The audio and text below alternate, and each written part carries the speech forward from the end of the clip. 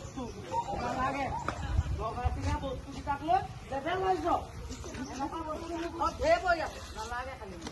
মনে মনে থাকক মাছ চাস্তা থৈ বৰমতা নেদেখাবহি ঘৰখনৰ কাৰণে কি কৰিছে আপুনি ল'ৰাটোক কিতাপ কেইখন আনি দিব লাগে তাৰ কিবা খবৰ আছে জানো আপোনাৰ আছে আছে বাবেতো এইকেইটা বিকিবলৈ লৈছো সলাবলৈ আহিছে আপোনাক চিনি পাবলৈ মোৰ বাকী নাই পিতলৰ কলহটো ক'লে গ'ল কলহ ক'ৰ কলহ মই কি তোৰ কলহ ৰখীয়া নেকি কি হৈছে কিহৰ কাৰণে ইমান হুলস্থুল কৰিছে কওকচোন তুমি কোন আমাৰ দুটা মাজত সোমাব আমাৰ হাজবেণ্ড আৰু ৱাইফৰ কথা তুমি কোন যদি হাজবেণ্ড আৰু ৱাইফৰ মাজৰ কথাই তেনেহ'লে ৰাস্তাৰ মাজলৈ কিয় আনিছে বাৰু বাইদেউ কওকচোন আচল ঘটনাটো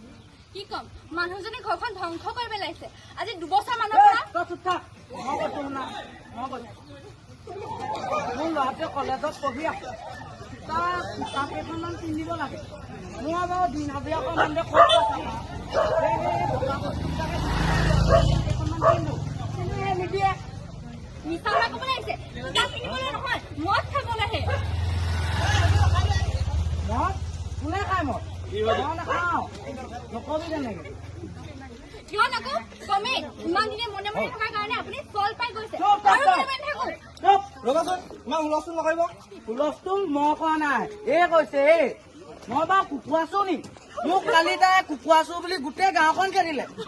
কিয় নকওঁ মই নথকাৰ সুযোগ লৈ মদ খাবলৈ এবাৰ পইচা হেৰিও আপুনি দুটাকে মতা কুকুৰা বিক্ৰী কৰিলে অ' তাৰমানে আপুনি ঘৰৰ বস্তু বেছি মদটো খাই দিয়ে নাখাওঁ মোক তেনেকুৱা যেন লাগে নি বাৰু নালাগে মদ খালে নালাগে আপুনি তেনেকুৱা 24 ঘণ্টা যে মুখখন ভেকেটা ভেকেটা গুধাই থাকে কি কলি তই মই মদ খাওঁ মিছা কথা নকবি এনেই কৈছে তই এনেই কৈছে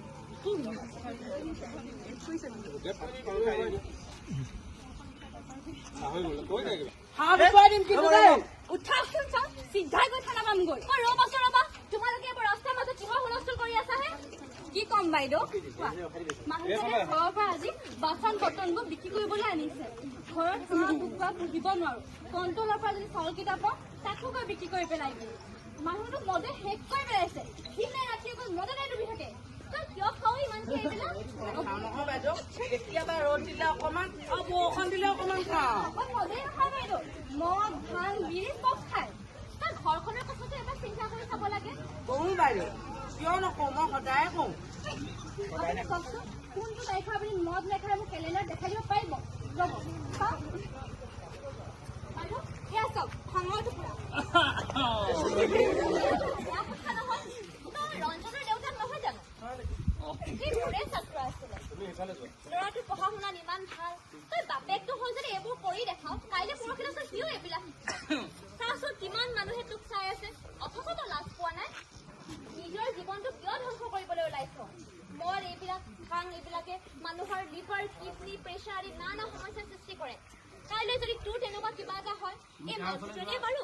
তোৰে কিবা এটা দুখ চাব নে ঘৰখনকে চম্ভালিব এৰি দে এইবোৰ বেয়া কথা চেষ্টা কৰোঁ বাইদেউ কিন্তু মই নোৱাৰিছোঁ বাইদেউ কিয় নোৱাৰিবি কৰো বুলি কৰিলে নোৱাৰাখন একোৱেই নাই বাইদেউ মই মদ খাবলৈ এৰিলে